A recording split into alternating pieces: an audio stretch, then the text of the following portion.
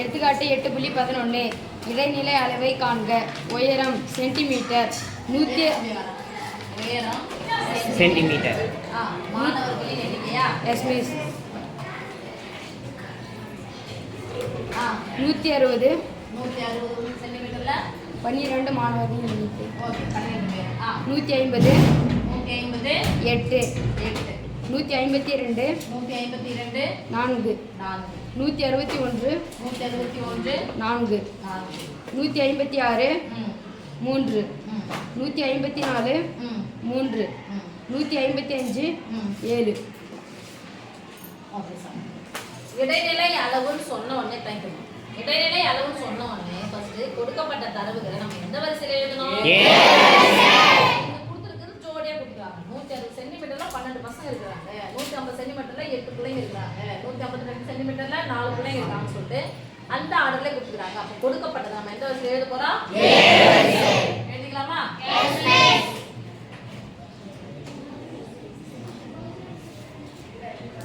எப்படி போட்டுக்கிறேன் நானு? ஏன்னா நான் கூட்டணும், கொஞ்சம் வசதியா இருக்கு. இது உயரமா, இது மாணவர்களின் எண்ணிக்கை. ஃபர்ஸ்ட் சென்டிமீட்டர்ல பார்க்கணும். கீழே நம்பர் பார்க்காதீங்க, சென்டிமீட்டர்ல ஃபர்ஸ்ட் யார் ஷார்ட்டா இருக்காங்க? ஏழு வருஷம்னா சின்னது இருந்தா பெருசு போனா இருக்கிறதுல யாரு ஷார்ட்?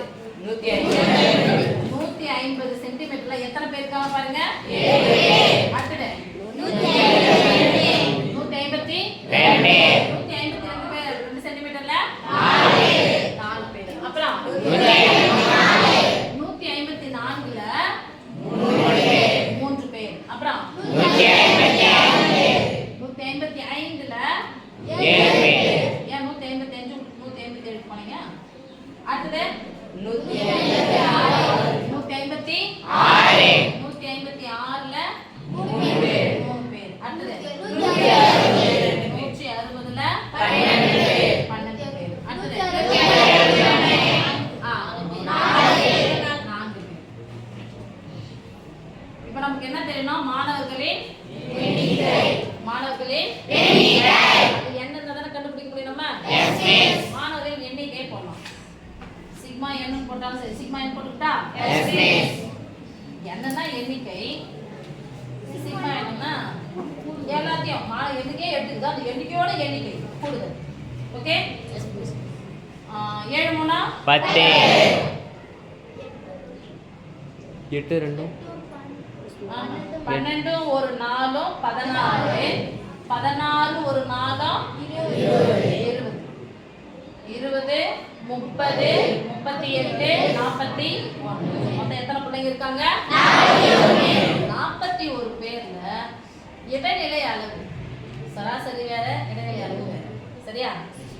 இடைநிலை அளவு, உயரத்தினுடைய இடைநிலை அளவு என்னவா இருக்கும் பார்க்கறது. எங்கெங்க சில வச்சு நம்ம கண்டுபிடிக்கும். 41 2வது வகுப்பு கண்டுபிடிக்கணும் அப்படின்னா எங்க வந்து சேரும்? இங்க வர இதுல அப்ப என்ன பண்ணணும்னா இத இல்லைன்னா 41 41ன்றது எந்த என்ன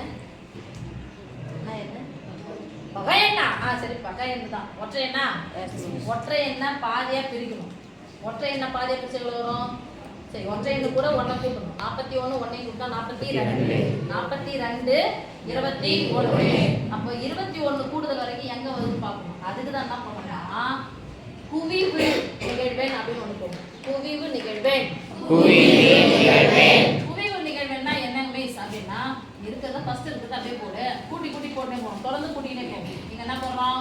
8 கூட 4 கூட்டினா 12 12 கூட 3 கூட்டினா 15 15 கூட 7 கூட்டினா 22 22 கூட 3 கூட்டினா 25 25 கூட 10 கூட்டினா 35 35 கூட 2 கூட்டினா 37 37 கூட 4 கூட்டினா 41.